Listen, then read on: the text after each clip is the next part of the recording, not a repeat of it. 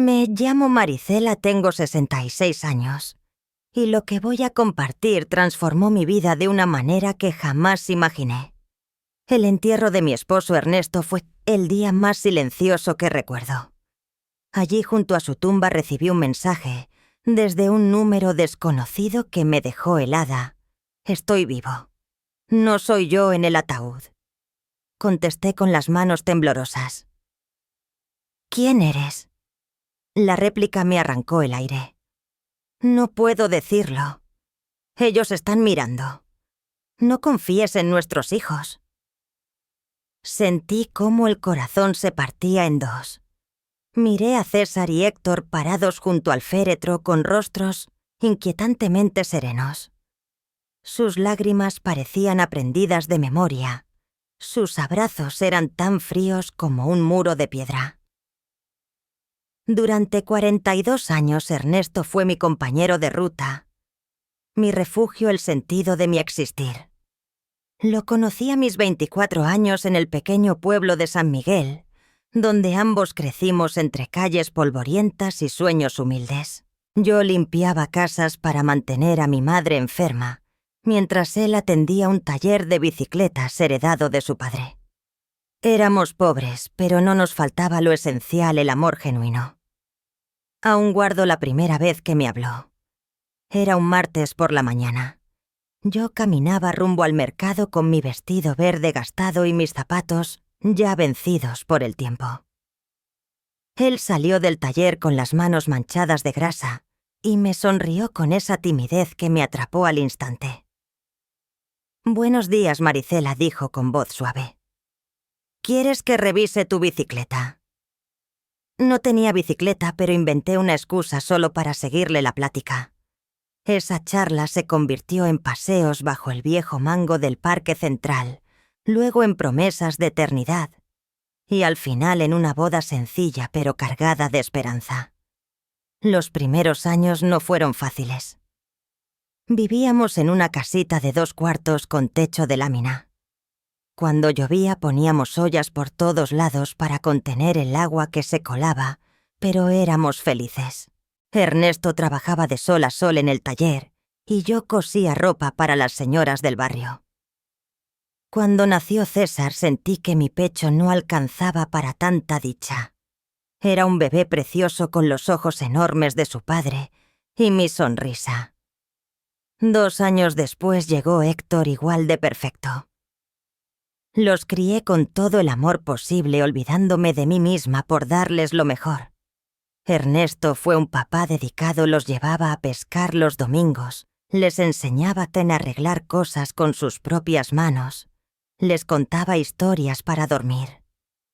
Yo los alimentaba, los vestía, los consolaba. Éramos una familia unida. O eso pensé. Con el tiempo las cosas comenzaron a torcerse. César, el mayor, siempre mostró ambición. Desde niño cuestionaba por qué vivíamos con lo justo, por qué no teníamos carro como otros. Héctor lo imitaba en todo. Cuando César cumplió 18, Ernesto le ofreció trabajar en el taller, pero él lo rechazó con desprecio. «No quiero ensuciarme las manos como tú, papá. Yo voy a ser alguien importante». Esas palabras lo hirieron más de lo que confesaba. Lo veía de noche en el patio mirando las estrellas con tristeza. Su hijo no solo había negado su oficio, sino su manera de vivir. Con los años, para sorpresa de todos, César logró abrirse paso en los negocios y consiguió empleo en una empresa inmobiliaria en la capital. Poco después Héctor se le unió.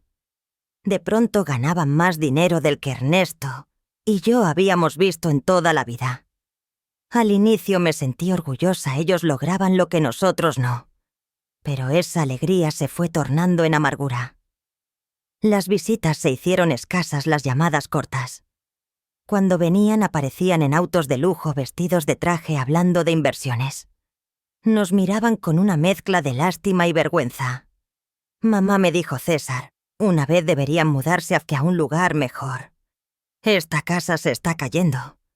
Tenía razón, pero esas paredes guardaban toda nuestra historia Allí habíamos criado a los niños, compartido comidas, envejecido juntos. Ernesto. Siempre claro, me decía Maricela, el dinero cambió a nuestros hijos. Ya no les bastamos. Yo trataba de negarlo, justificaba su ausencia y sus promesas incumplidas. Pero en el fondo sabía que él tenía razón. La verdad era que habíamos perdido a nuestros hijos mucho antes de que yo perdiera a mi esposo. Solo que no quería verlo. El golpe más fuerte llegó cuando César se casó con Yasmín, una mujer de la capital que jamás escondió su desprecio por nuestra vida sencilla. El primer día que vino, sus tacones se hundían en la tierra del patio. Su vestido rojo parecía valer más que todo mi guardarropa. Mucho gusto, dijo con una sonrisa tensa, apenas rozándome la mano con la punta de los dedos. Sus ojos recorrieron la casa con un gesto imposible de descifrar, pero que me hizo sentir diminuta. Durante la cena apenas probó la comida que preparé con tanto esmero. Movía los frijoles, cortaba un poco de pollo, casi sin comer. César estaba nervioso, disculpándose por cosas que antes nunca le incomodaron. La próxima vez los invitamos a un restaurante, murmuró a Yasmín, creyendo que no lo escuchaba. Pero lo escuché, y cada palabra se me clavó en el pecho como una daga. Héctor, por su lado, nunca se casó, pero adoptó la misma distancia que su hermano. Venía solo en fechas puntuales y siempre con prisa por marcharse. Hablaba por teléfono, aún en la mesa, cerrando tratos como si nada más importara. «Mamá, ¿tengo que irme?» Me repetía, «mañana tengo una reunión temprano». Aquellos domingos en familia se volvieron apenas un recuerdo. Las Navidades dejaron de ser cálidas. Se convirtieron en reuniones frías y llenas de formalidad. Mis hijos llegaban con regalos costosos que en realidad no necesitábamos. Pasaban un par de horas y se marchaban como si se quitaran un peso de encima. Ernesto y yo íbamos envejeciendo en soledad, apoyándonos el uno en el otro.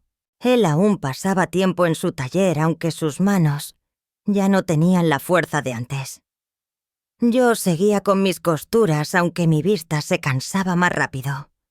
Sobrevivíamos con lo poco que generábamos, orgullosos de no extender la mano a esos hijos tan triunfadores. «¿Sabes qué es lo más triste, Maricela?», me dijo Ernesto una noche mientras compartíamos un café en el patio. «No es que tengan dinero, es que el dinero los hizo creer que somos insignificantes». Tenía razón, como siempre. No solo habían prosperado económicamente, también habían cambiado de corazón.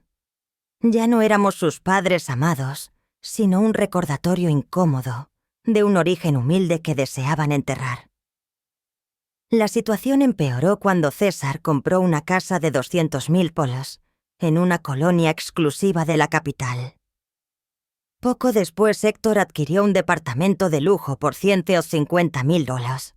De pronto, nuestros hijos manejaban cifras que nosotros ni en sueños podíamos imaginar. «Deberían vender esta casa y mudarse a un asilo», soltó Yasmín en una de sus contadas visitas.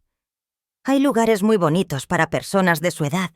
Estarían más cómodos». La palabra asilo me golpeó como un bofetón. Después de 40 años de levantar nuestro hogar, de criar con amor a esos mismos hijos, ¿querían encerrarnos en un asilo?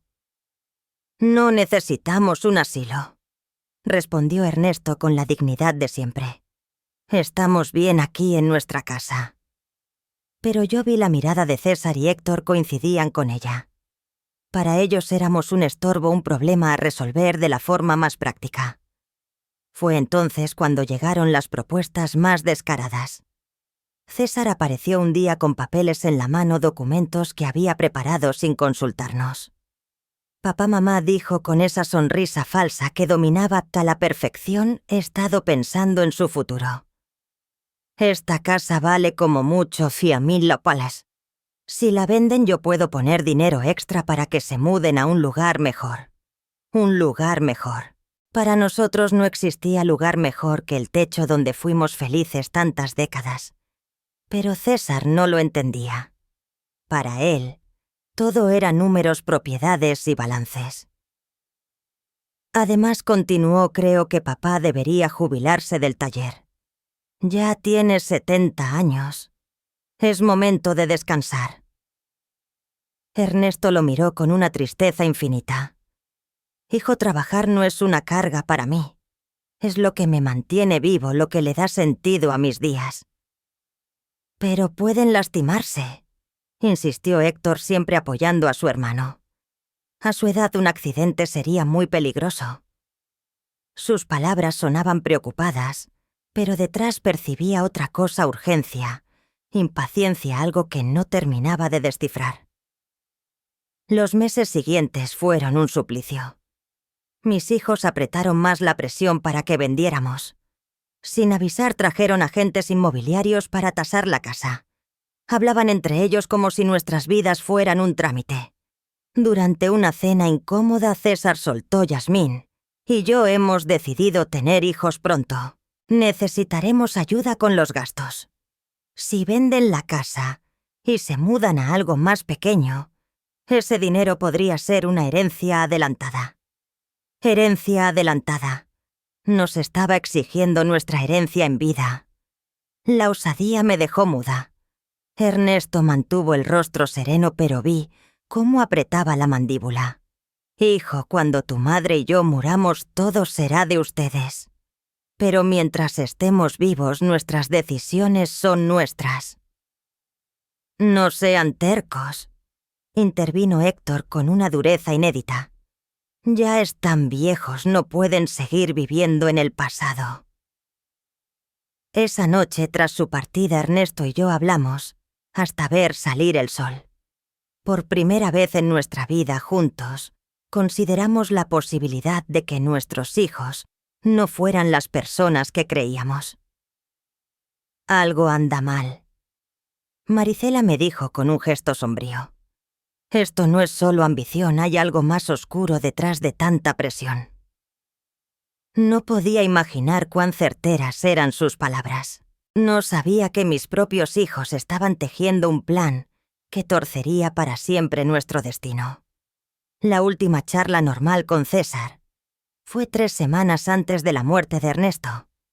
Llegó solo, sin Yasmín, con un semblante más serio de lo común.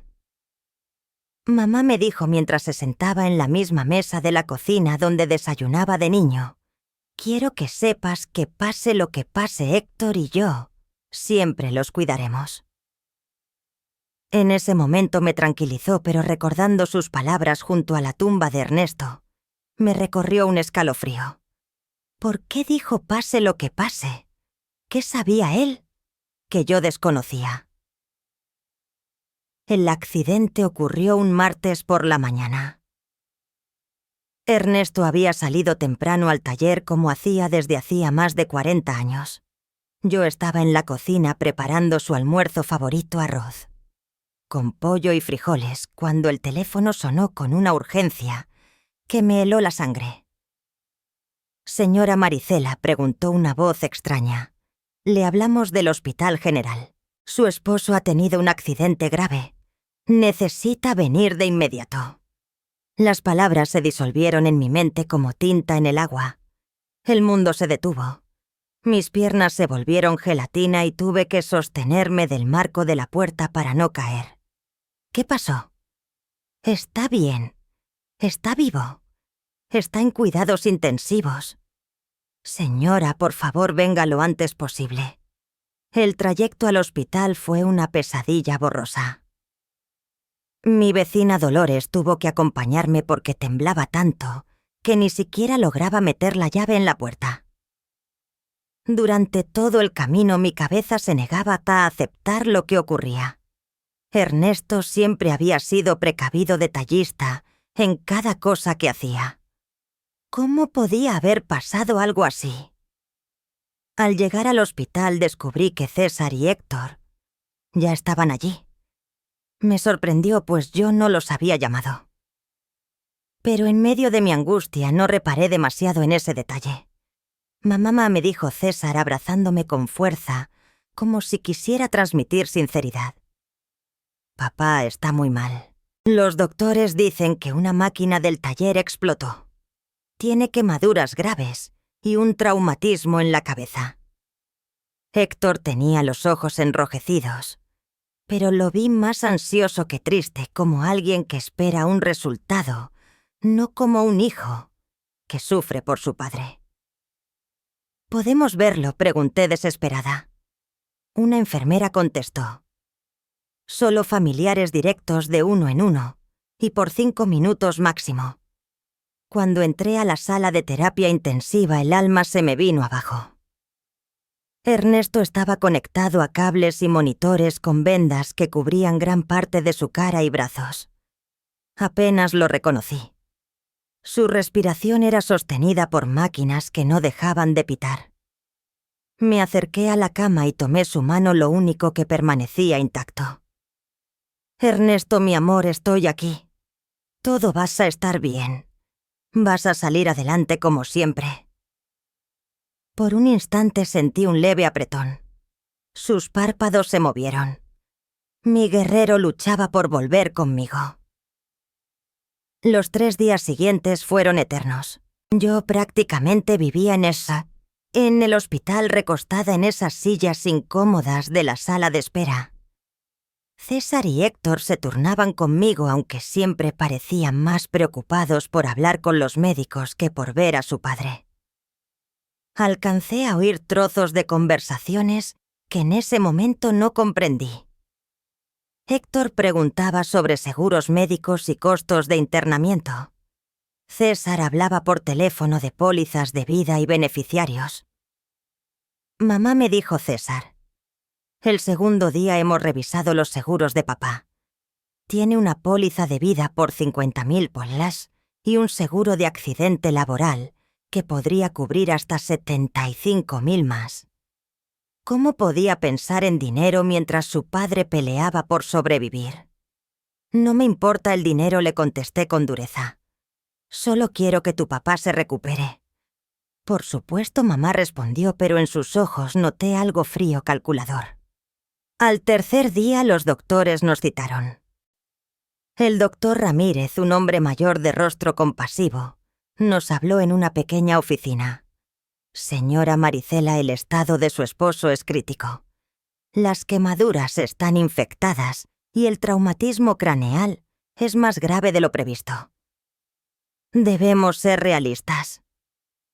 Yo pregunté con la voz rota. ¿Qué significa? Que debemos prepararnos para lo peor. Su esposo está en coma inducido. Podríamos mantenerlo con vida, pero es muy poco probable que despierte.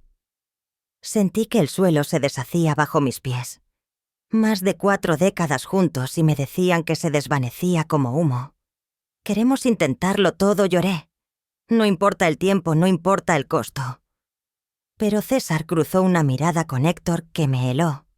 Mamá dijo intentando sonar tierno, tenemos que ser prácticos. Papá no querría vivir así. Siempre decía que no quería ser una carga. Una carga, exploté. Es tu padre. No es un peso. Es el hombre que te crió, que trabajó toda su vida por ustedes. Lo sabemos, mamá, intervino Héctor. Pero también debemos pensar en ti. Los gastos médicos pueden acabar con todo lo que tienen. Otra vez el dinero. Mi esposo se moría, y ellos solo sacaban cuentas. Esa noche sola en la habitación tomé la mano de Ernesto. Mi amor, no sé qué hacer. Los médicos dicen que no hay esperanza, pero no puedo dejarte ir. Fue entonces cuando sentí sus dedos mover los míos, con una fuerza casi imperceptible. Sus labios se agitaron como queriendo decir algo, pero ningún sonido salió. Llamé a las enfermeras. Está reaccionando, está tratando de hablar. Pero cuando llegaron, Ernesto volvió al mismo estado. A veces son espasmos musculares, me dijeron. No significa que esté consciente. Yo sabía lo que había sentido él. Quería decirme algo. Luchaba por comunicarse. 2 días después, al amanecer del viernes, el sonido de las alarmas me despertó en el pasillo. Corrí a la habitación mientras las luces rojas parpadeaban. «No, no, no», grité al ver a los médicos intentando reanimarlo.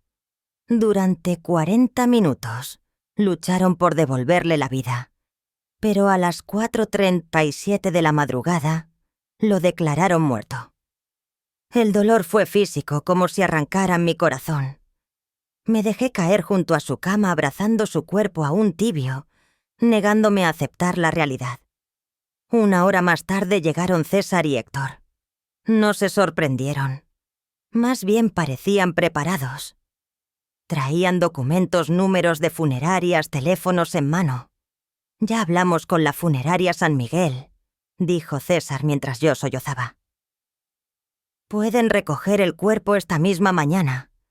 También contactamos al seguro», añadió Héctor. «El trámite ya está en curso».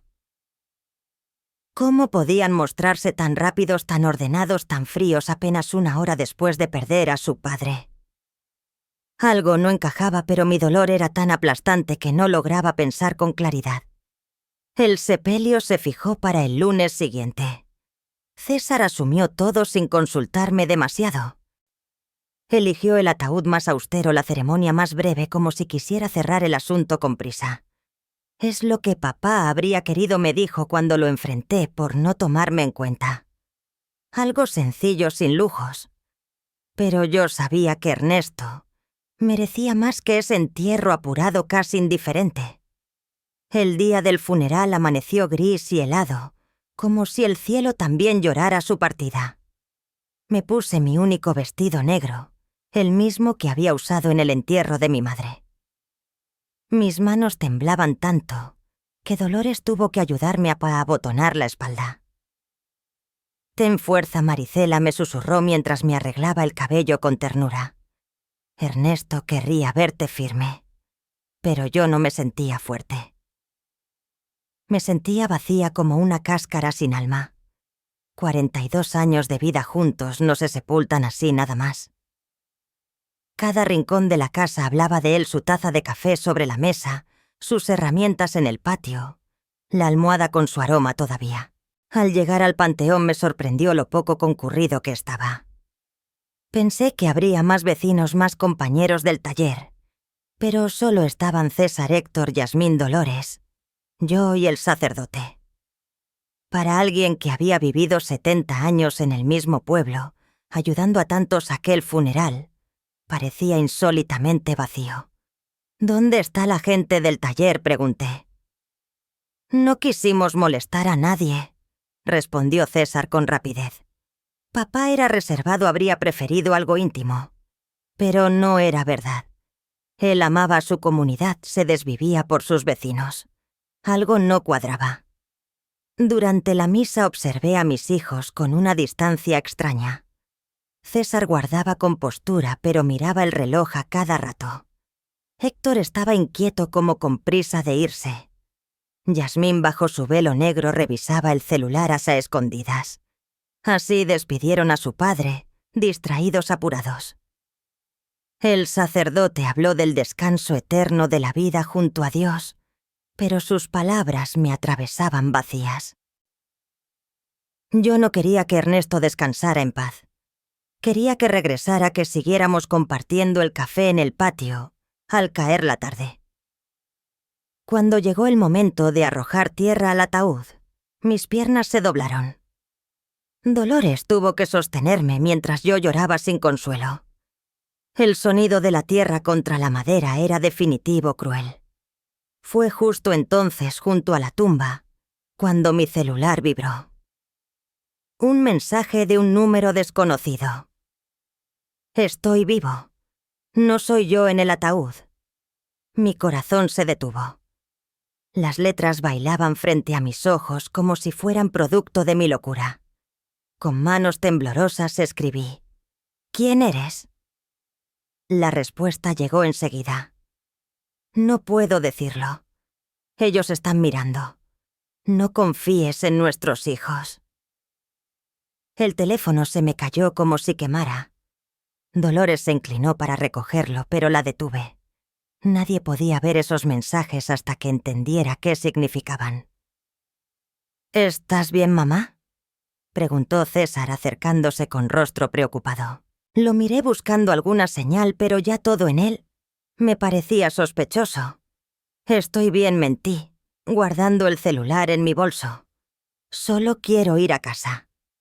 Durante el camino no dejaba de pensar en esos textos.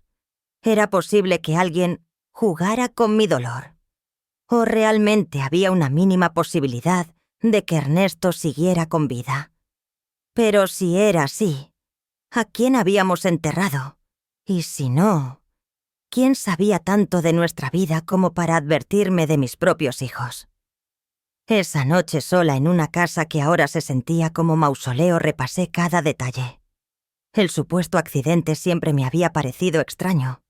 Según César, una máquina había explotado, pero Ernesto era obsesivo con la seguridad. Revisaba cada cable, cada pieza. Y había algo más. ¿Cómo llegaron mis hijos al hospital antes que nadie? El hospital me había llamado a mí. Yo era el contacto de emergencia. Y desde el primer día César y Héctor no hablaron de esperanza, sino de seguros, de pólizas, de beneficiarios, como si hubieran esperado ese momento. Abrí el viejo escritorio de Ernesto donde guardaba sus documentos. En una caja de metal encontré escrituras, papeles del taller seguros. Ahí estaba la póliza de 50.000 pelas de la que César habló. Pero lo inquietante era que se había actualizado apenas 6 meses atrás, subiendo de 5.000 a 50.000 dólares. ¿Por qué hizo ese cambio sin decirme nada? ¿Quién lo aconsejó? Seguí hurgando y descubrí algo aún más perturbador, un seguro por accidente laboral, que desconocía contratado apenas 2 meses antes de su muerte. Cubría 5.000 en caso de accidente, 15.000 en total. Para una familia como la nuestra era mucho dinero. Y también suficiente tentación para alguien sin escrúpulos. En ese momento, mi celular volvió a vibrar. Otro mensaje del mismo número desconocido. Revisa la cuenta del banco. Mira quién ha estado moviendo tu dinero. Esta vez no dudé. Quien estuviera detrás de esos mensajes sabía demasiado para ser un simple bromista. Conocía del seguro de mis hijos de detalles que solo alguien muy cercano podía manejar. Al día siguiente fui al banco donde Ernesto y yo habíamos tenido nuestra cuenta durante más de 30 años. La señora Pérez, la gerente que nos había visto crecer como familia, me recibió con un abrazo sincero. Maricela, lamento mucho lo de Ernesto. Era un hombre noble. Gracias, señora Pérez. Necesito revisar nuestras cuentas, quiero entender bien la situación. Me mostró los movimientos de los últimos 6 meses, y lo que vi me heló. Durante los 3 meses previos, se habían hecho retiros fuertes: 2.000 en enero, 3.000 en febrero, 4.000 en marzo. Dinero que yo jamás supe que había salido. ¿Quién autorizó esos retiros?, pregunté con la voz quebrada. Su esposo venía personalmente, explicó la señora Pérez. Decía que eran para arreglos en el taller, pero yo llevaba las cuentas al centavo. Ernesto jamás me habló de reparaciones costosas, mucho menos de sacar miles de los ahorros. Tiene los comprobantes de firma, pedí. Ella me los mostró. Sí, parecía la letra de Ernesto, pero algo no cuadraba. Era temblorosa, insegura, nada que ver con su caligrafía siempre firme. Señora Pérez, pregunté, conteniendo la respiración. ¿Venía solo o con alguien? Ella dudó un momento. Ahora que lo menciona, recuerdo que en un par de ocasiones vino con uno de sus hijos. Creo que con César. Me dijo que lo ayudaba a leer los documentos, porque Ernesto ya no veía bien sin lentes. Mi hijo había estado presente en retiros que yo desconocía, usando la vista cansada de su padre como excusa. Pero Ernesto jamás se quitaba los lentes. Veía perfectamente con ellos. Esa tarde, mientras repasaba una y otra vez los recibos bancarios, Recibí otro mensaje. Los seguros fueron idea de ellos. Convencieron a Ernesto de que necesitaba más protección para ti. Fue una trampa. Ya no podía cerrar los ojos. El aumento repentino del seguro, los retiros ocultos, César. Metido en trámites, la rapidez sospechosa con que organizó el funeral, su frialdad, mientras su padre agonizaba. La pregunta que me perseguía era terrible. ¿Y si de verdad habían planeado la muerte de Ernesto? ¿Cómo lo hicieron? ¿Y quién era esa persona que me informaba todo?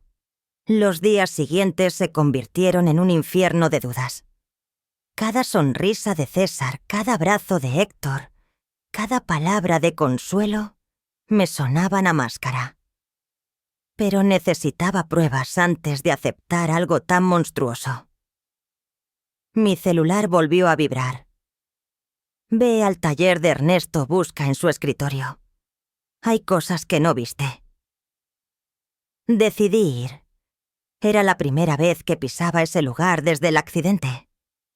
Según César, una máquina había explotado, pero al entrar, me encontré con un sitio impecable, demasiado limpio. No había rastro de quemaduras, ni paredes dañadas, ni restos de nada. Busqué cada rincón, la soldadora, el compresor, la sierra, todo estaba intacto. ¿Dónde está la máquina que explotó?, murmuré. En el escritorio de Ernesto hallé algo que me congeló la sangre, una nota con su letra fechada 3 días antes de morir. César insiste en que necesito más seguros. Dice que es por Maricela, pero no me convence. No confío en sus intenciones. Debajo había otra anotación. Héctor me trajo papeles para firmar. Dice que son para modernizar el taller, pero no entiendo bien. ¿Por qué tanta prisa? Ernesto había tenido sospechas, pero se había ido antes de poder contármelas. Revisando más, encontré un sobre sellado con mi nombre. Lo abrí con manos temblorosas. Mi querida Maricela, si lees esto, algo me pasó. He notado cambios en César y Héctor. Están demasiado interesados en el dinero, en los seguros, en vender la casa. Yasmín los presiona mucho. Ayer César me dijo que debería preocuparme más por mi seguridad, que a mi edad cualquier accidente sería fatal. No sé por qué, pero sonó como una amenaza.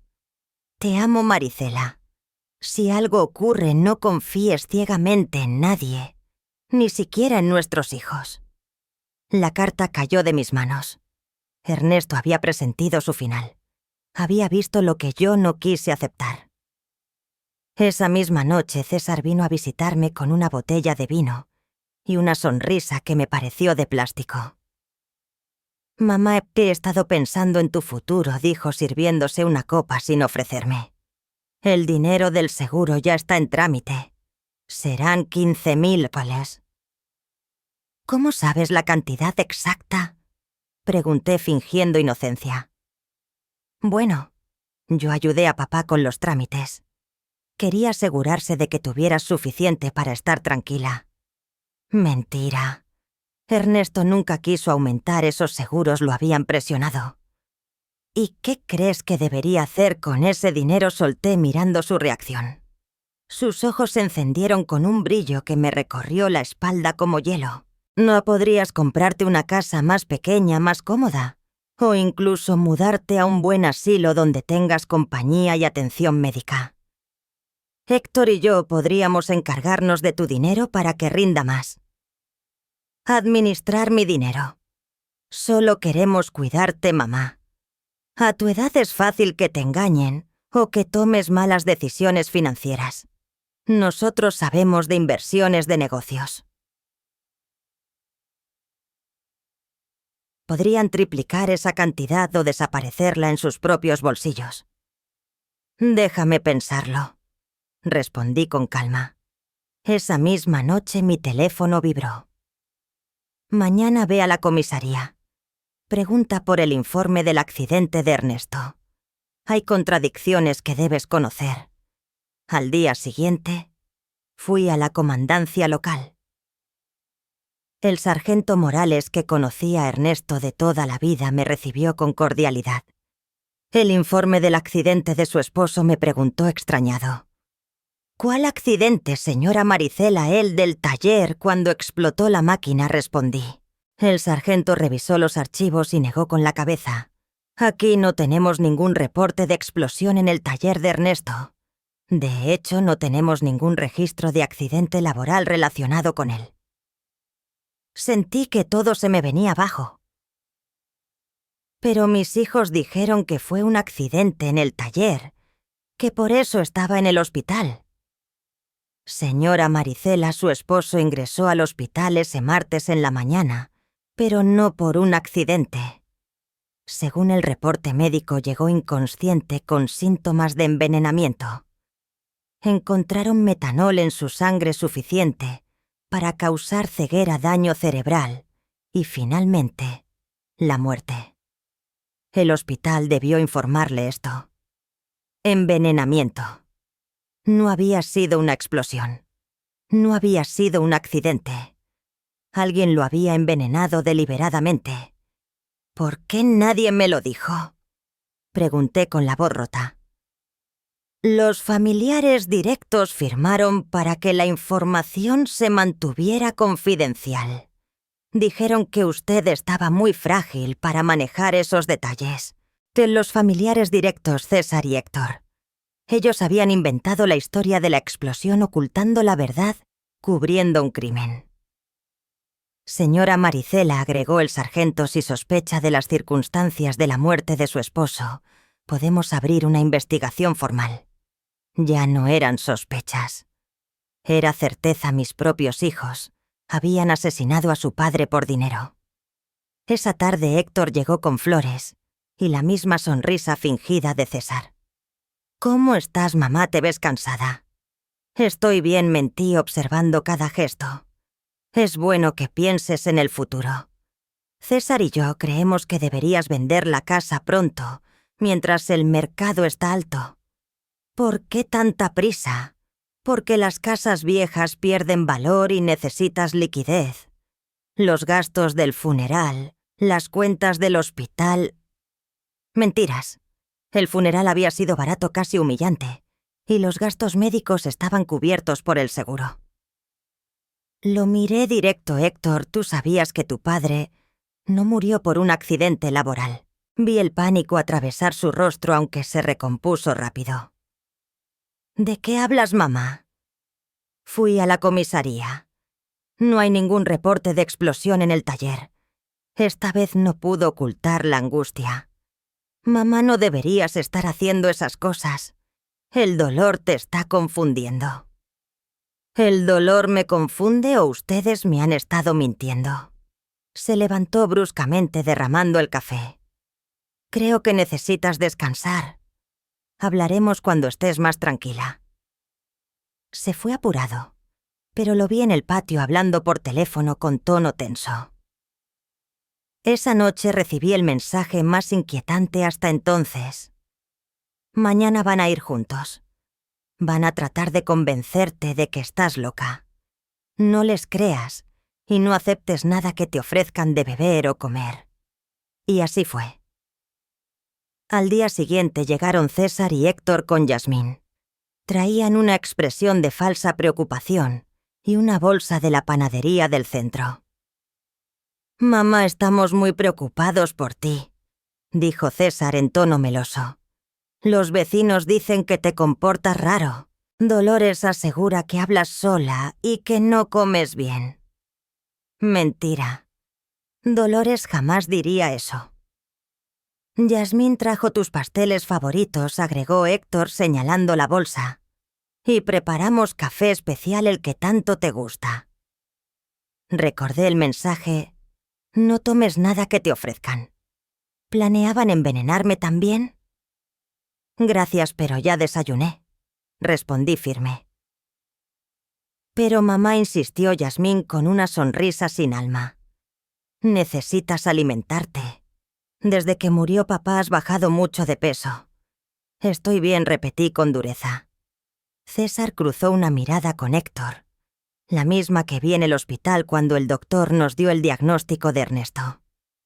Mamá, dijo César acercándose, queremos hablar contigo de algo importante. Héctor y yo consultamos a unos doctores sobre tu comportamiento. ¿Mi comportamiento? Sí. Las preguntas raras que haces, tus visitas a la comisaría, esa obsesión con detalles sobre papá. Es normal tras una pérdida, pero puede ser peligroso si no se trata. Héctor asintió con gravedad.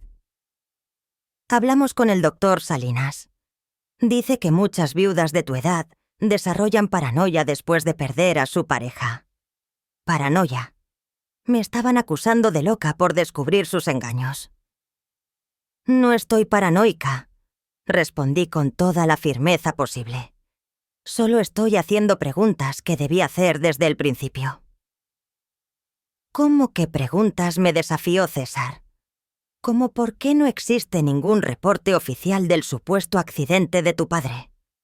¿Cómo por qué el taller estaba impecable si realmente hubo una explosión? ¿O por qué retiraron miles de la cuenta sin decirme nada?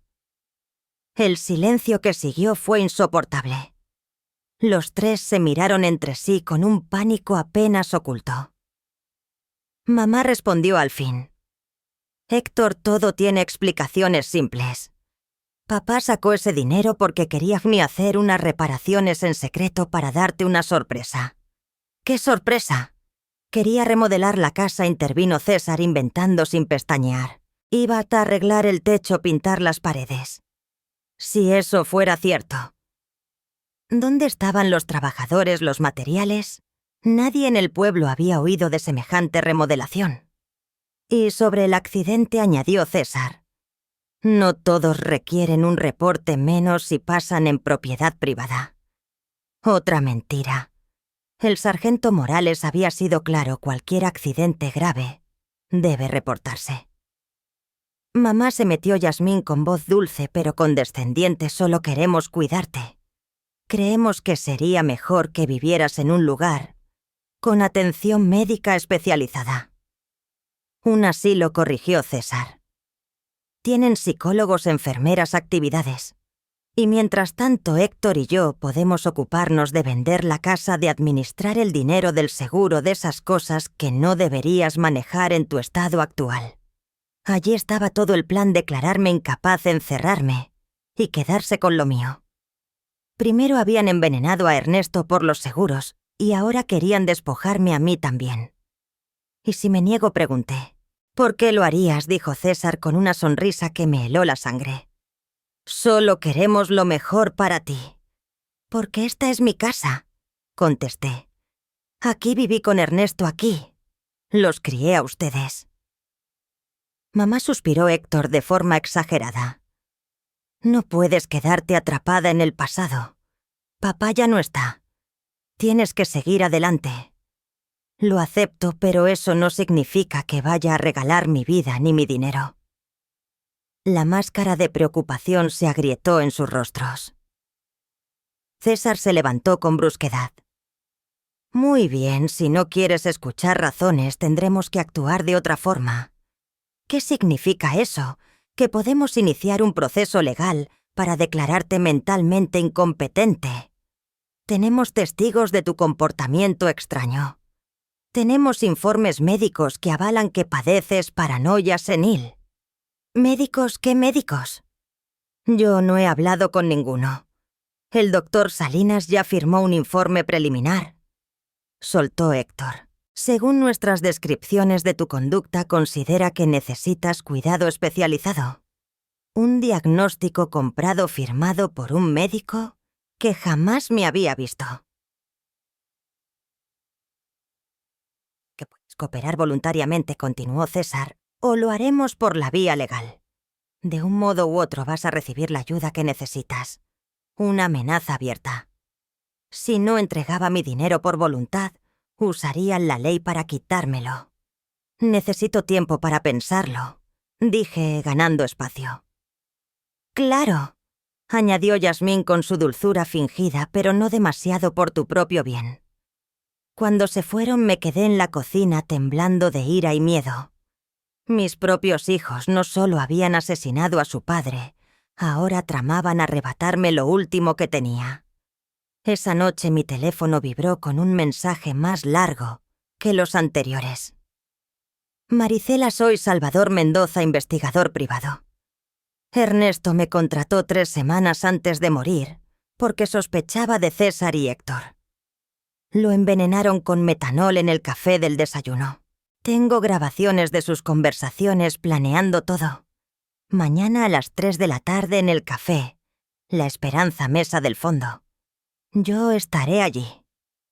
Por fin sabía quién me enviaba aquellos mensajes y sobre todo tenía la posibilidad de obtener pruebas para hacer justicia. Pero también comprendía que el tiempo se me agotaba. César y Héctor ya habían mostrado sus cartas. Si no actuaba rápido, acabaría en un asilo mientras ellos disfrutaban del dinero manchado con la sangre de Ernesto. La guerra había comenzado, y aunque yo solo era una mujer de 66 años enfrentando a 2 hombres sin escrúpulos, tenía algo que ellos jamás podrían comprar: la verdad. Y la verdad, tarde o temprano, siempre sale a la luz. Esa noche, por primera vez desde la muerte de mi esposo, sonreí. Porque Ernesto, con su instinto y su decisión de contratar a un investigador, me había dejado las armas para luchar. Mis hijos habían subestimado a su madre. Iban a descubrir que una mujer defendiendo la memoria de su esposo asesinado es más poderosa que toda su avaricia junta. El día siguiente amaneció cargado de nerviosismo. Me vestí con cuidado, eligiendo mi vestido morado más serio, el que reservaba para ocasiones de peso. Si íbamos a encontrarme con el hombre que podía darme las respuestas que necesitaba, quería hacerlo preparada. A las 2:30 de la tarde caminé hacia el café La Esperanza, con pasos firmes pero atentos. Cada sombra en la calle me parecía una amenaza. Cada rostro desconocido podía ser alguien enviado por mis propios hijos. La paranoia con la que ellos intentaban desacreditarme comenzaba a tener sentido. El café estaba medio lleno. Caminé directo a la mesa del fondo, tal como me habían indicado. Pedí un té de manzanilla y esperé con las manos temblorosas sobre la mesa gastada. A las 3 en punto, un hombre de unos 50 años se acercó. Alto, con cabello entrecano, mirada penetrante pero cálida, cargaba una carpeta marrón bajo el brazo. «Señora Maricela», preguntó en voz baja. Asentí sin poder hablar aún. «Soy Salvador Mendoza. Siento mucho su pérdida». Ernesto era un hombre de bien. Se sentó frente a mí y dejó la carpeta en la mesa.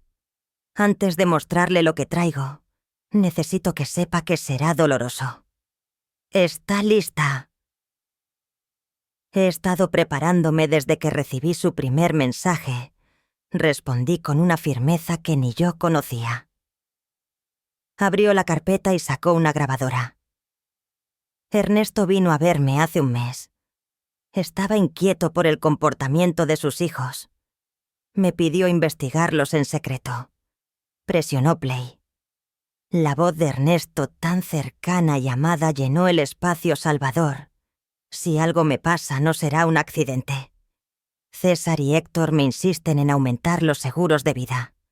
Ayer César trajo papeles para proteger a Maricela, pero incluían cláusulas que los beneficiaban directamente a ellos». Escuchar su voz fue como tenerlo vivo otra vez, pero sus palabras confirmaban mis peores sospechas. La grabación siguió. «Héctor me hace preguntas raras. ¿Qué desayuno? ¿A qué hora salgo si Maricela me acompaña al taller? Dice que es preocupación, pero no le creo». Salvador pausó. «Eso fue 3 semanas antes de su muerte. Ahora escuche esto». Reprodujo otra grabación. Era la voz de César hablando por teléfono. No podemos esperar más».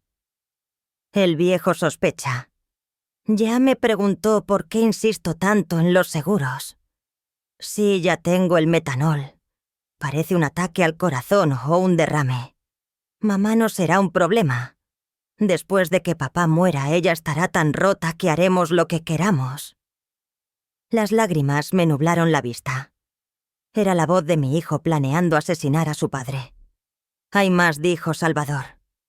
Otra grabación empezó. Esta vez era Héctor todo listo. «Mañana César pondrá el metanol en el café de papá. Le dijimos que era un suplemento que recomendó un doctor. Se lo va a tomar sin sospechar. Primero mareos, luego ceguera, convulsiones, coma. Los médicos pensarán que fue un derrame». El suelo desapareció bajo mis pies. No solo habían planeado el asesinato, lo habían llevado a cabo con frialdad. ¿Cómo podían ser esos niños a quienes yo alimenté, consolé y cuidé? ¿Cómo consiguió estas grabaciones?, logré preguntar entre sollozos. Ernesto me pidió instalar dispositivos de escucha en la casa, explicó Salvador. No sabía qué pasaba, pero intuía un peligro. Luego sacó fotos. También tengo esto, César comprando metanol en una ferretería a 50 kilómetros. Pagó en efectivo y con un nombre falso, pero quedó en video.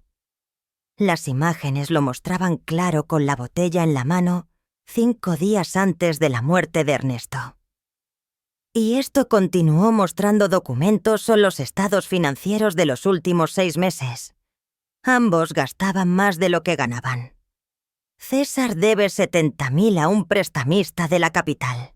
Héctor tiene deudas de juego por 40.000. Estaban desesperados. Todo encajaba, no solo era codicia, era la ruina lo que los empujó a matar a su padre.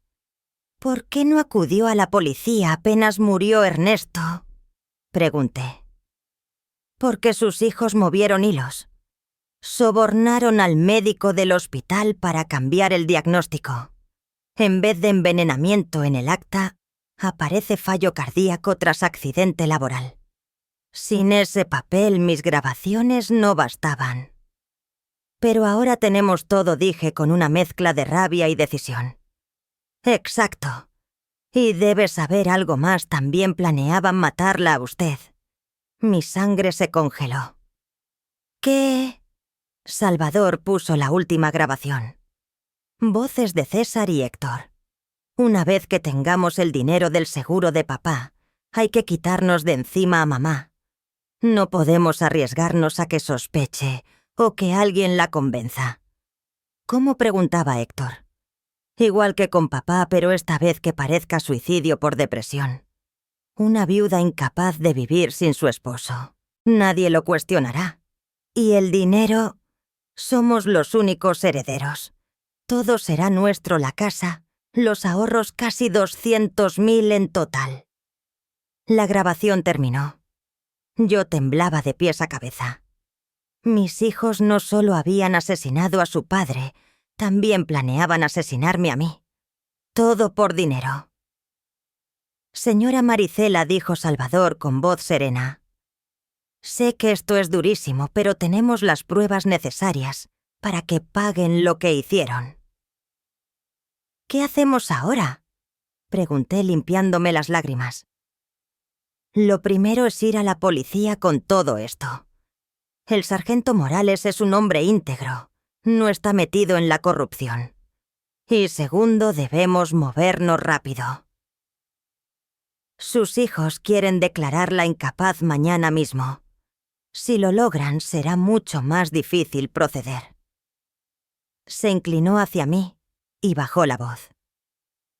Hoy escuché una llamada interceptada. Mañana a las 10 se verán con el juez Hernández para iniciar el trámite. Me puse de pie con una determinación que no sentía desde hacía meses. Entonces tenemos que actuar esta misma noche. Así es, confirmó Salvador. Pero antes quiero enseñarle algo más.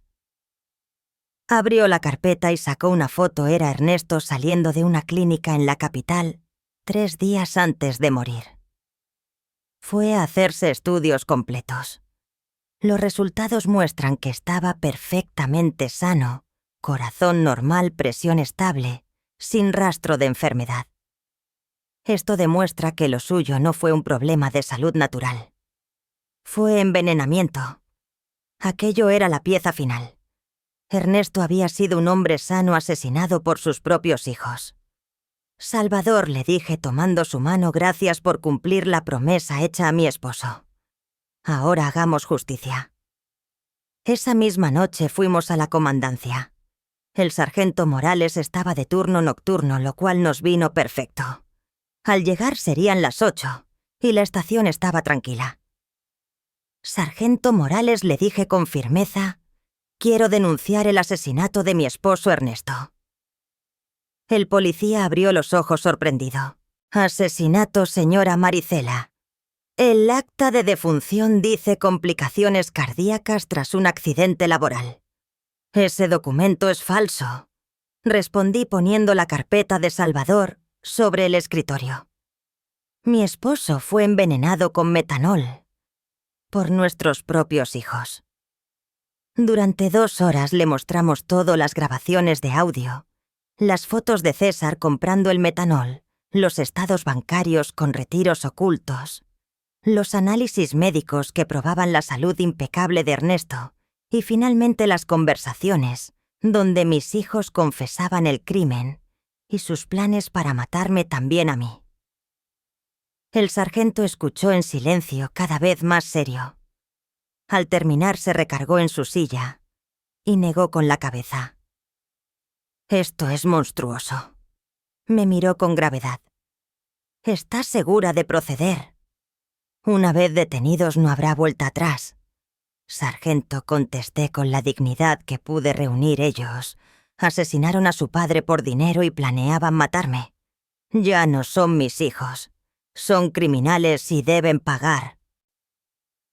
Habrá que exhumar el cuerpo de Ernesto para confirmar la presencia de metanol, explicó. Está dispuesta. Haga lo que sea necesario. Respondí sin vacilar. Morales llamó de inmediato al fiscal del distrito. A pesar de la hora, el fiscal vino en persona. Tras revisar todo, autorizó las órdenes de arresto para César y Héctor. Procederemos al amanecer, nos dijo el fiscal.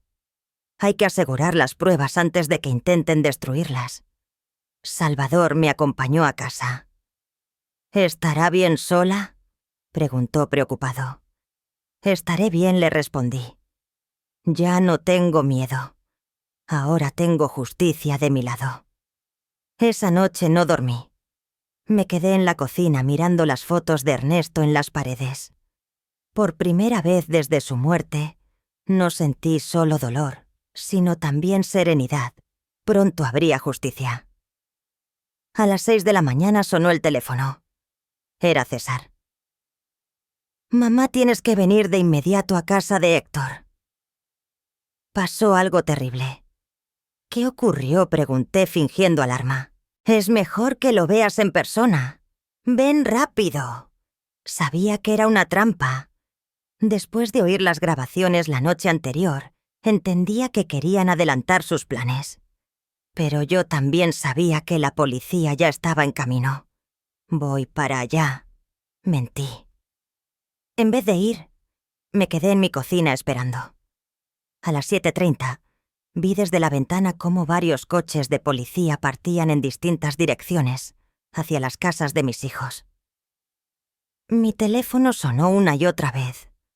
Primero César, luego Héctor, cada vez más desesperados preguntando por mí. No respondí ninguna llamada. A las 9 el sargento Morales tocó a mi puerta. Señora Maricela, hemos detenido a César y Héctor. Están bajo custodia acusados de asesinato en primer grado y conspiración para asesinarla a usted. Sentí que las piernas me temblaban, pero no de miedo, sino de alivio. ¿Cómo reaccionaron?, pregunté. César lo negó todo hasta que escuchó las grabaciones. Entonces se vino abajo. Héctor intentó escapar por la ventana trasera. Tuvimos que correr 6 cuadras para atraparlo. Esa tarde Yasmín vino a verme. Llegó llorando, rogando, tan distinta de la mujer fría y soberbia que había conocido antes.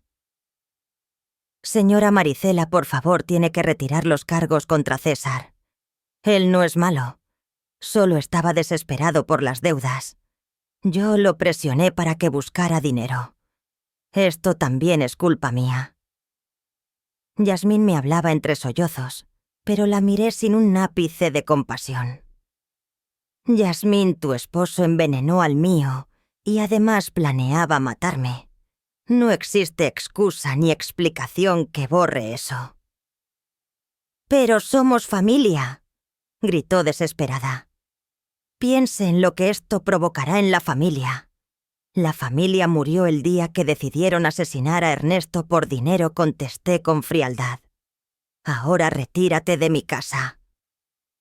3 días después exhumaron el cuerpo de Ernesto. Los análisis confirmaron lo que Salvador Jackie ya había descubierto: niveles mortales de metanol en su organismo, suficientes para provocar todos los síntomas que tuvo antes de morir.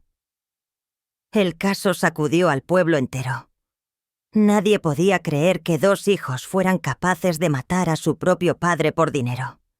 Los periódicos lo llamaron el crimen más cruel de la década.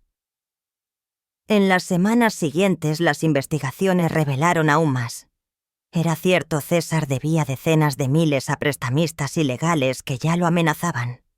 Héctor había perdido $5.000 en apuestas clandestinas y también estaba bajo presión. Vieron en el seguro de vida de su padre la única salida, pero su avaricia los llevó a aumentar las pólizas tan exageradamente que hasta despertaron la desconfianza de Ernesto. También se comprobó que el médico que falsificó el certificado de defunción había recibido 5.000 en efectivo de parte de César. Él también fue arrestado. Salvador me explicó todo el plan que Ernesto había diseñado con él. Mi esposo había intuido el peligro.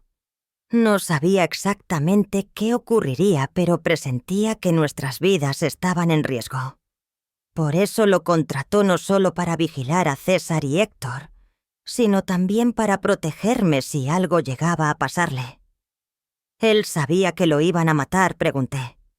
«No con certeza», respondió Salvador, «pero estaba convencido de que algo malo se avecinaba.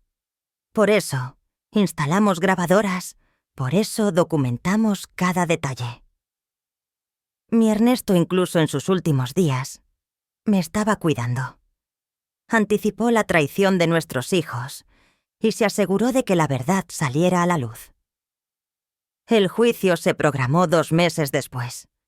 Ambos enfrentaban cargos de asesinato en primer grado, con penas que iban de 25 años a cadena perpetua. El día del juicio la sala estaba repleta. Periodistas de varios estados vinieron a cubrir lo que ya se conocía como el caso de los hijos parricidas. Vecinos antiguos, compañeros del taller de Ernesto, e incluso personas que apenas conocía, llenaban cada banca.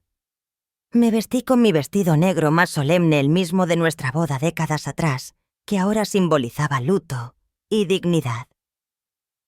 Salvador estuvo a mi lado todo el tiempo, dándome la fortaleza que necesitaba. Cuando vi entrar a César y Héctor esposados con uniformes naranjas de prisión, el corazón se me partió otra vez. Pero ya no sentía lástima, solo una tristeza profunda por la muerte moral que habían elegido mucho antes de asesinar físicamente a su padre. El fiscal presentó el caso con una precisión implacable. Uno por uno los audios fueron reproducidos. El silencio era absoluto cuando las voces de mis hijos llenaban la sala planeando la muerte de Ernesto. Y cuando pusieron la grabación donde hablaban de matarme a mí, también varias personas ahogaron gritos de horror. Una anciana salió llorando. No podía culparla, era demasiado cruel para soportarlo. «Señoras y señores del jurado», dijo el fiscal en su alegato, «este no es un simple caso de avaricia. Es un ejemplo de premeditación fría donde 2 hombres decidieron asesinar al padre, que los crió con sacrificio y amor, solo porque necesitaban dinero para cubrir deudas y apuestas». Los abogados defensores intentaron justificarlo como un acto de desesperación, pero las pruebas eran contundentes. Las grabaciones no mentían, los estados de cuenta no mentían, la autopsia con restos de metanol no mentía. Cuando me tocó testificar, caminé hasta el estrado con las piernas temblorosas, pero la mente firme. «Señora Maricela», me preguntó el fiscal, ¿puede decirnos cómo era su relación con sus hijos antes de esto? Pensé que era buena, respondí mirando directo a César y Héctor. Los crié con amor, lo di todo por ellos. Su padre trabajaba día y noche para darles lo mejor. Nunca imaginé que ese amor se convertiría en la causa de nuestra muerte. ¿En algún momento sospechó que podían hacerle daño a su esposo? No. Esa es la parte más dolorosa. Confié en ellos ciegamente. Cuando dijeron que fue un accidente en el taller, lo creí. Cuando organizaron el funeral tan rápido, pensé que era por su dolor. Nunca imaginé que estaban encubriendo un asesinato. César bajó la cabeza durante mi testimonio. Héctor, en cambio, me sostuvo la mirada con desafío, aunque sus ojos estaban llenos de lágrimas. Pero ya era demasiado tarde para lágrimas. Demasiado tarde para arrepentirse. El momento más estremecedor llegó cuando el fiscal reprodujo la conversación completa donde planearon también mi muerte. La voz de César resonó en la sala.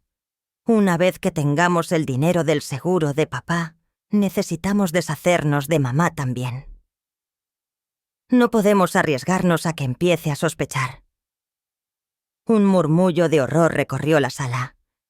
Varias personas se giraron hacia mí con rostros de incredulidad y compasión. ¿Cómo se sintió al escuchar esta grabación por primera vez?, me preguntó el fiscal.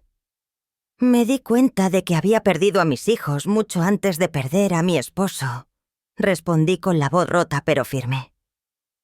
Los bebés que alimenté, los niños que abracé en sus pesadillas, murieron hace tiempo. Fueron sustituidos por dos desconocidos capaces de cualquier crueldad con tal de conseguir dinero. Los abogados defensores intentaron desacreditarme insinuando que quizá había malinterpretado sus intenciones, que el dolor me hacía exagerar. Pero las grabaciones eran claras y la verdad se escuchaba sin filtros.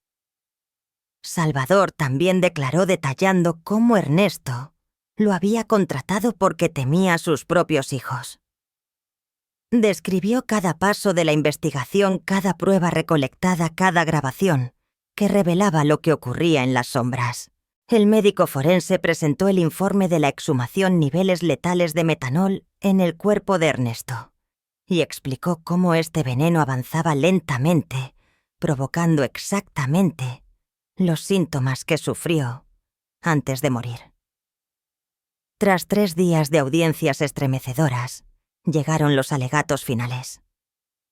El fiscal fue implacable. César y Héctor no son víctimas de la desesperación. Son depredadores que vieron en sus propios padres un obstáculo económico a eliminar. Planearon, ejecutaron y encubrieron el asesinato de Ernesto, y ya planeaban hacer lo mismo con Maricela. No merecen compasión. Merecen justicia. El jurado deliberó 6 horas. El silencio era absoluto cuando regresaron.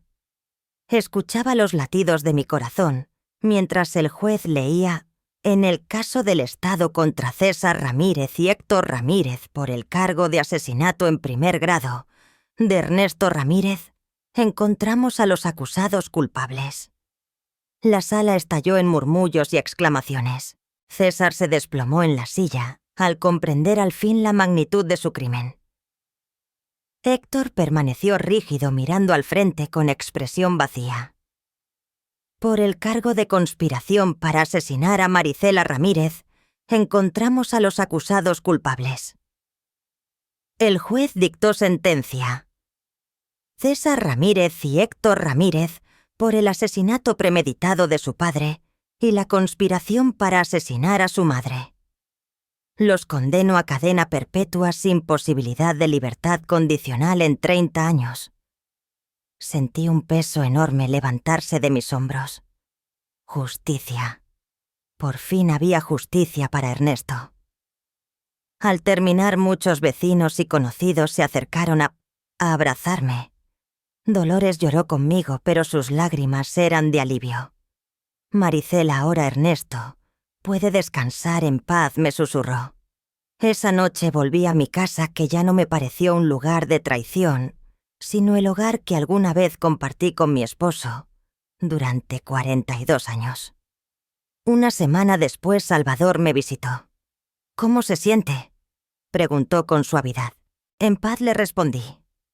«Por primera vez desde la muerte de Ernesto, duermo tranquila. Sé que descansa porque su muerte no quedó impune. En cuanto al dinero de los seguros, lo doné a una fundación para víctimas de violencia familiar. Ese dinero estaba manchado de sangre. Yo no podría usarlo jamás. Con mis ahorros personales me basta para vivir modestamente el resto de mis días». 6 meses después del juicio, recibí una carta desde la prisión. Era de César: «Mamá, sé que no merezco tu perdón, pero necesito que sepas que me arrepiento. El dinero, las deudas, la desesperación nos cegaron. Héctor y yo destruimos a la familia más amorosa del mundo por $5,000 que ni siquiera alcanzamos a disfrutar. Mañana me quitaré la vida en mi celda. No puedo seguir con esto. Cuídate, mamá. Dile a papá que lamento haber sido tan mal hijo». No alcancé a detenerlo. Al día siguiente, César apareció colgado en su celda. Al enterarse, Héctor sufrió una crisis nerviosa y fue trasladado al área psiquiátrica de la prisión. Hoy, 2 años después, vivo tranquila en mi pequeña casa. Convertí el viejo taller de Ernesto en un jardín y cada domingo llevo flores frescas a su tumba. Salvador se ha vuelto un amigo cercano. Pasa a visitarme seguido para asegurarse de que estoy bien. Los vecinos a veces me preguntan si extraño a mis hijos. La respuesta nunca es sencilla. Extraño a los niños que alguna vez fueron, pero esos murieron mucho antes que su padre. Los hombres en que se transformaron no eran mis hijos, eran extraños que compartían mi sangre, pero no mi corazón. He comprendido que la verdadera familia no se define por la sangre, sino por el amor, la lealtad y el respeto. Ernesto fue mi familia durante 42 años, y los amigos que me acompañaron en el juicio lo son ahora. La justicia no me devolvió a mi esposo, pero sí me devolvió la paz. En las noches tranquilas, cuando me siento en el patio donde tantas veces tomamos café, juro que siento su presencia a mi lado, orgulloso de que tuve el valor de hacer lo correcto, aunque eso significara perder a mis hijos para siempre. 5 años han pasado desde aquel día en el cementerio en que recibí el primer mensaje que cambió mi vida. Hoy tengo 71 años. El cabello blanco refleja las tormentas que he superado, pero como dice mi querida Dolores, mis ojos brillan con una paz nueva. La casa donde construimos nuestros sueños sigue siendo mi refugio.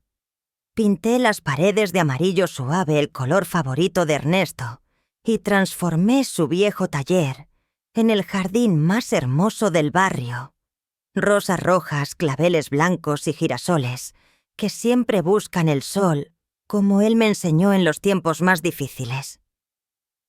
Con el tiempo, Salvador Mendoza dejó de ser solo el investigador que me ayudó a desenmascarar la verdad. Se convirtió en parte de mi familia elegida. Cada miércoles por la tarde viene a visitarme. Compartimos café en el patio, mientras me relata anécdotas de otros casos en los que trabaja. A veces me pregunta si me arrepiento de haber llevado a juicio a mis propios hijos, si no habría sido más sencillo callar y vivir con la mentira. Nunca le respondo siempre. La verdad hiere, pero las mentiras matan por dentro. Con el dinero de los seguros formé la Fundación Ernesto Ramírez, dedicada a apoyar a víctimas de violencia familiar. Lo que empezó como un pequeño proyecto hoy ayuda a decenas de familias cada año. Psicólogos, abogados y hasta investigadores privados colaboran para que nadie tenga que vivir en silencio lo que yo viví. Hace 6 meses conocí a Elena, una mujer de 40 años, que sospechaba que su hermano había asesinado a su madre para quedarse con la herencia. Su historia me golpeó la codicia, las presiones para vender propiedades, las actitudes sospechosas. La fundación le dio un investigador asesoría legal y acompañamiento psicológico. 3 meses después, su hermano fue condenado. Cuando vino a abrazarme llorando, me dijo: «Señora Maricela, usted me salvó la vida. Si no hubiera tenido el valor de denunciar a sus hijos, yo no habría tenido la fuerza para denunciar al mío». Momentos como ese me recuerdan que todo el dolor que pasé tuvo un propósito. Héctor aún vive, aunque ya no es el hombre que conocí. Tras el suicidio de César, su mente se quebró por completo.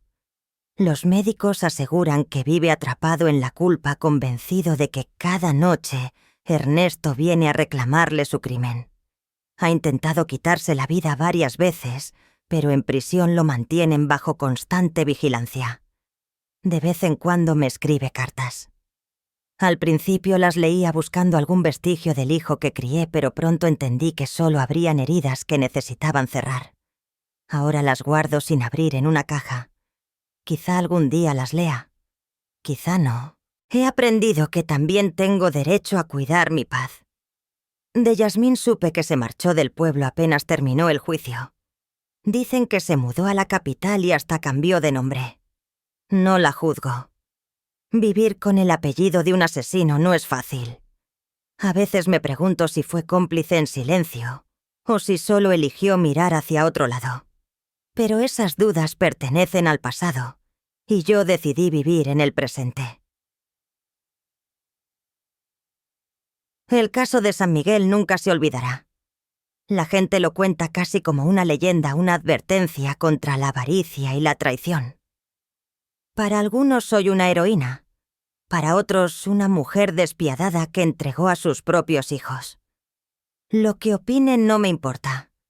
Yo conozco la verdad y la verdad me devolvió la paz.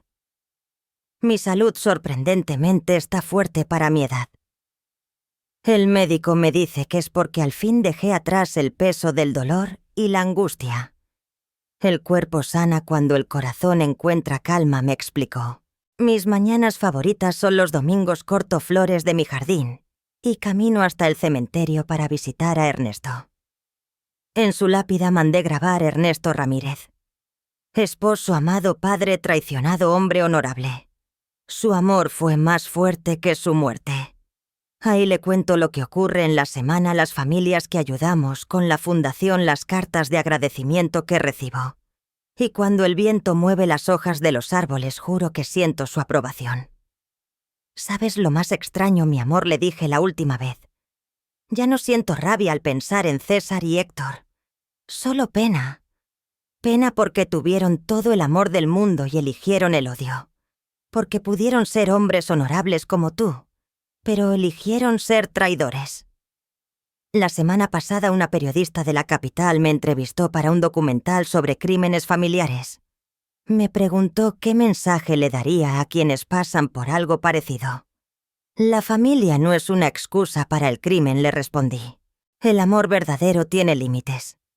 Si alguien que dice amarte te hiere por dinero o conveniencia, no te ama. Y nunca, nunca es tarde para buscar justicia. En el 5º aniversario de la muerte de Ernesto organizamos una ceremonia en su memoria. Más de 200 personas asistieron, vecinos, familias, ayudadas por la fundación, autoridades locales. Fue conmovedor ver cómo una tragedia se había transformado en esperanza para otros. Salvador dio un discurso que aún me emociona. Ernesto Ramírez murió por la codicia de sus hijos, pero su legado vive en cada familia que encontró justicia gracias a la valentía de su esposa. Por las noches, cuando saco las viejas fotos de César y Héctor siendo niños, los veo reír en el patio, abrazar a su padre en Navidad. Lloro por esos niños inocentes, no por los hombres en los que se convirtieron. Ellos eligieron su destino. Mi historia terminó siendo más grande que mi tragedia personal. Se convirtió en prueba de que la justicia es posible incluso cuando la buscan personas que nadie espera, una viuda de 66 años, que demostró que la verdad pesa más que la mentira, que el amor real es más fuerte que la traición y que nunca es tarde para hacer lo correcto. Mañana es miércoles y Salvador vendrá a tomar café como siempre. Le prepararé su pastel favorito y hablaremos de las nuevas familias que ayudamos. Después plantaremos flores en el jardín. La vida sigue más sencilla, pero también más auténtica. He aprendido que la verdadera familia no es la sangre compartida, sino el respeto y la lealtad que se eligen. Ernesto, donde quiera que estés, cumplí la promesa que te hice aquella tarde frente a tu tumba. Encontré la verdad, busqué justicia y transformé nuestro dolor en esperanza para otros. Tu muerte no fue en vano, mi amor.